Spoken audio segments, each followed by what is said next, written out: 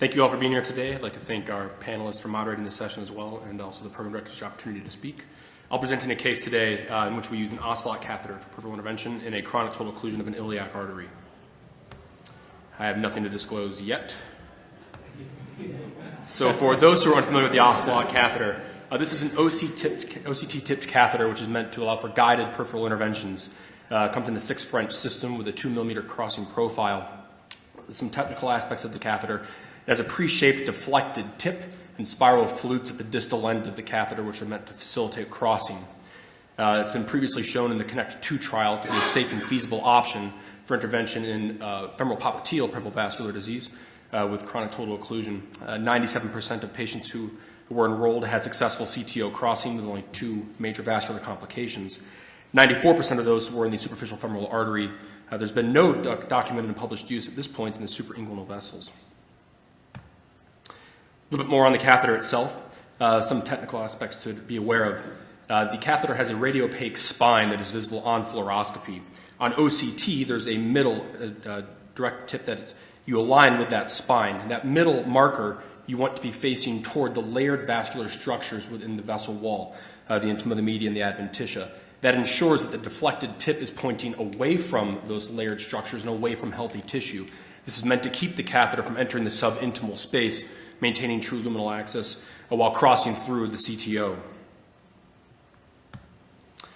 So this patient was a 74-year-old man. He had a known chronic total occlusion of the right common iliac artery with Rutherford class 3 claudication symptoms. He was referred to us after a failed prior evacuation attempt with a retrograde wire escalation approach. So our diagnostic DSA imaging is shown here. We started out by obtaining bilateral access, placed a 6 French contralateral AC teeth sheath in the left common femoral artery, and a 7 French 45 centimeter ipsilateral sheath in the right common femoral artery. We used unfractionated heparin for the duration of the case. We actually initially chose not to use the Ocelot catheter. We attempted to cross initially with a Dabra laser atherectomy catheter. This was able to get to the distal cap and potentially penetrate. However, we were concerned at some point that we entered the subintimal space with pressure dampening seen on our arterial waveform. So we removed the Dabra catheter and took another image. So clearly there's concern here for extravasation of contrast outside of the vessel itself.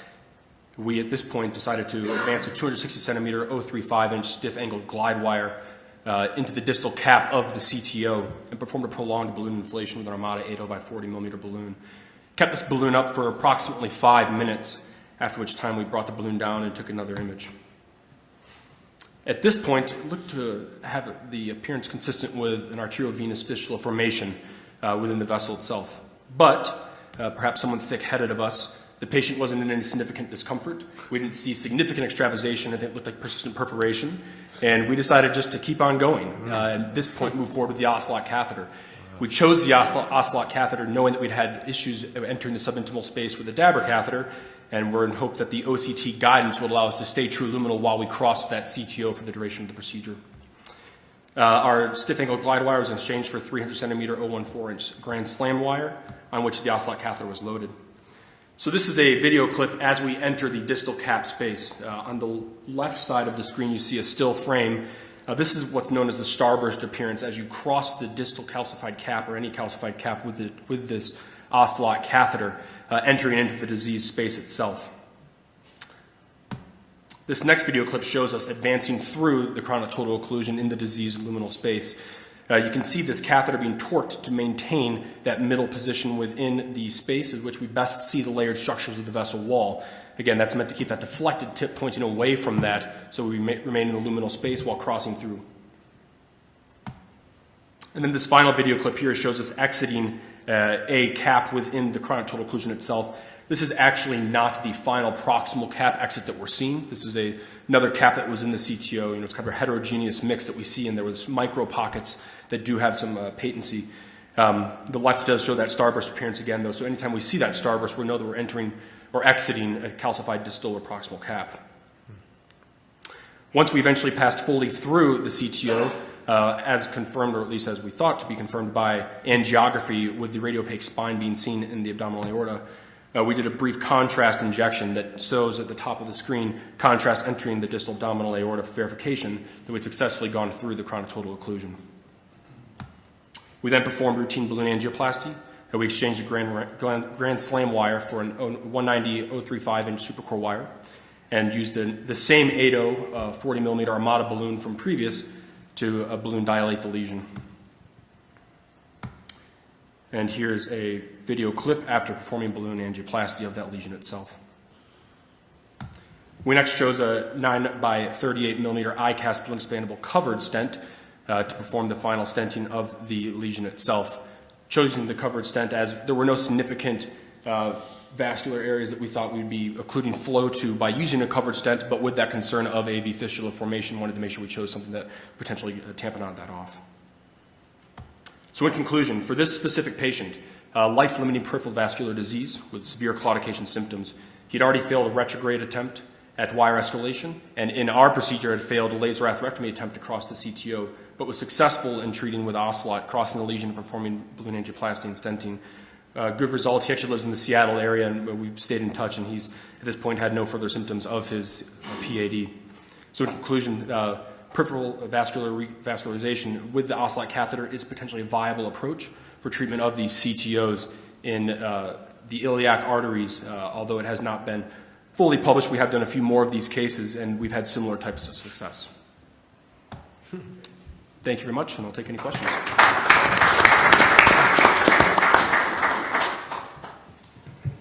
Go ahead, Tom. That was a big balls case. Usually in the setting of a perforation like that, you probably would reverse and live to fight another day. But I'm impressed, with these catheters. I think it all is about the confidence in which the anatomy that you're seeing on the screen can comfortably allow you without a wire across to keep pushing. Certainly in that case, in my hands without the Ocelot would have been a subintimal approach and re-entry there. I think you can establish that pretty good with the knuckle and re-enter using either Pioneer catheter that's back on the shelf or Outback pretty comfortably. And so, and even with your Star Wars imaging thing, it wasn't completely clear to me. So is it that obvious where as long as you're deflected away from the intima media adventitial space that you are 100% sure that you are pushing that catheter? Because if it's that good, I'm on board with it. But yeah, I wouldn't say 100% sure, but certainly, we took 23 minutes. It's a 3-centimeter CTO lesion. We took 23 minutes to cross it using the Ocelot catheter. The bulk of that actually was redirecting and torquing the catheter when we weren't exactly certain where we were within the space. Trying to find that healthy vascular area where we clearly see the structured layers. The catheter itself, it doesn't have a button. There's spiral flutes at the end that help facilitate crossing of the lesion, but it doesn't have a button that burrs or anything. It's simply torquing and advancing on your own. But that was actually the bulk of the time that we took for this case, was making sure that we really felt comfortable knowing that we could identify our layered healthy structural wall in the vessel and aiming away from it with a deflected tip. And how do you think that compares to a subintimal re-entry approach there? Well, I have very minimal experience with that, to be honest with you. But at the VA where we do many of these procedures, we've had a lot of success actually in both approaches. So I think that really it's almost a patient-specific choice. Again, with the complication that we had with the laser atherectomy catheter initially, it's why we chose this specifically, so we had that OCT guided imaging while we progressed. Yeah, I have to agree with Tom that's gutsy. I would have, my hat's to you for doing it, especially continuing. I would have bailed. Speaking of which, I think one of the things, what size French do you have on that right side on your initial access?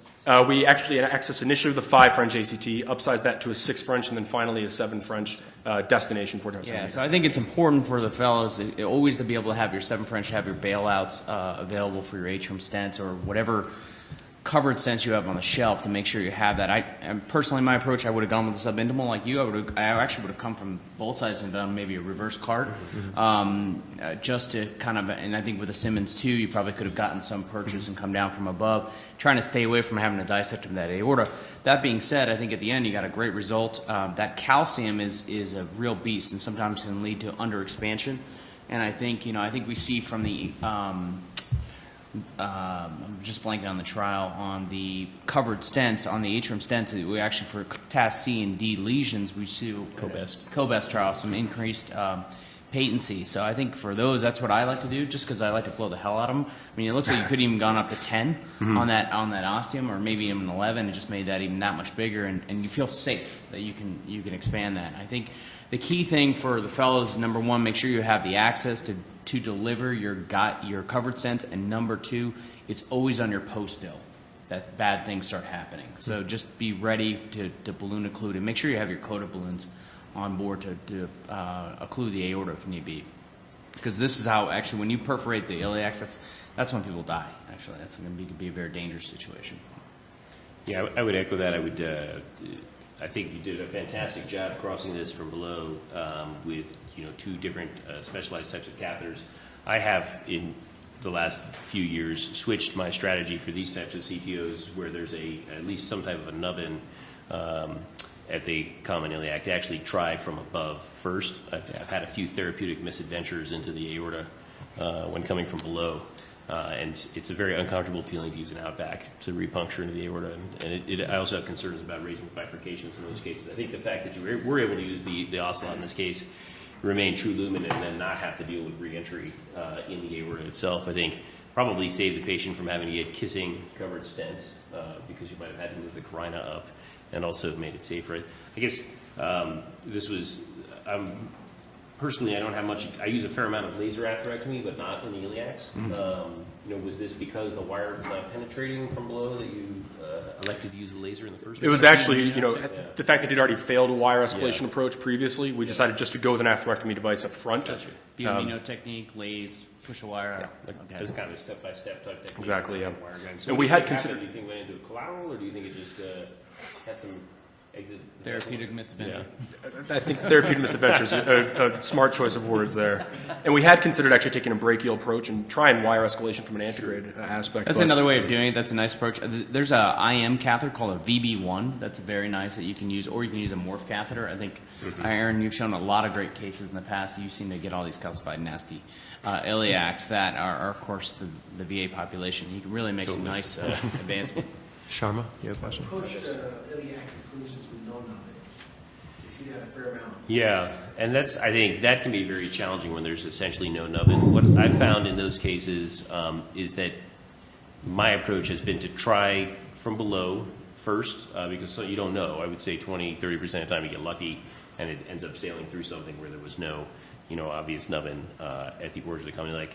And then my approach after that, I've kind of started to use a primary brachial approach for those types of cases, because I think what you can do is that if you bring a 90-centimeter shuttle sheath, or they even make a 110 version in someone who's taller, you can then really park it right there, and then you can explore the area even though it appears to be a flush occlusion, and more often than not you can figure out a way to get a wire into that area. And then taking some very oblique angles, I think, sometimes can help, because then you can discover that there actually is angiographically something that you can at least poke at.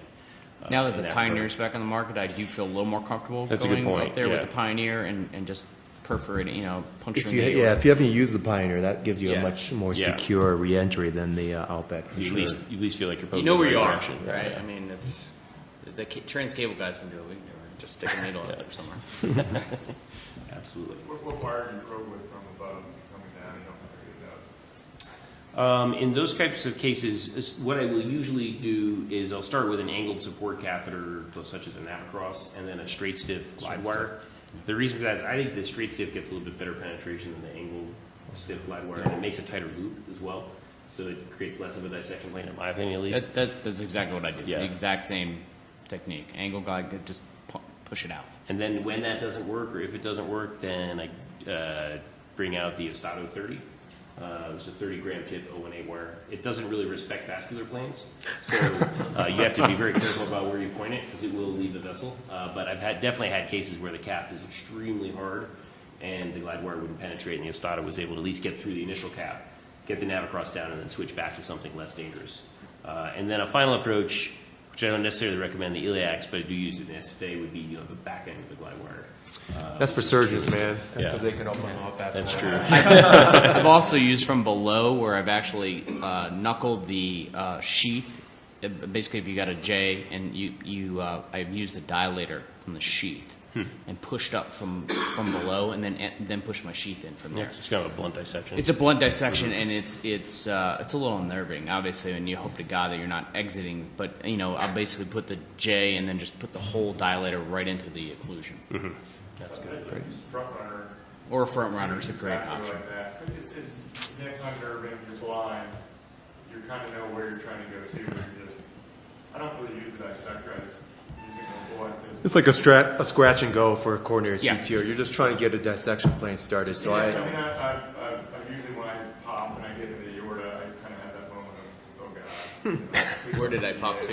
Yeah, so but I mean, it's not widely available for this kind of purpose. You guys seem, that way you kind of seem like you know you're migrating in the right direction towards the aorta. That way you can tell. Assuming once we're in the aorta, you can tell right away. Yeah. And we confirm multiple, both with the starburst that we see as we're entering that or exiting that proximal cap on the OCT imaging, our radiopaque spine on fluoroscopy, and then just the sensation of popping through. The other thing I do is I often routinely, instead of injecting contrast, I'll check a pressure just to see if it's our aorta. So in case I'm in a flap. So with the front runner, you don't have. So you just take the front runner out and advance it. But that's the problem. You don't have any wire. Yeah, you don't have any wire there. Front runner. I usually would trade it out for another catheter, get through the cap and then trade out. Sort of like what we were seeing in the CTO, using the crossboss or the Viance for a short period. I've even used the Viance, and I know Subhash has published, and I think you have too, in the XLPAD registry for iliac occlusion. And when it goes, it's great. All right, thank you guys. Great, thank you.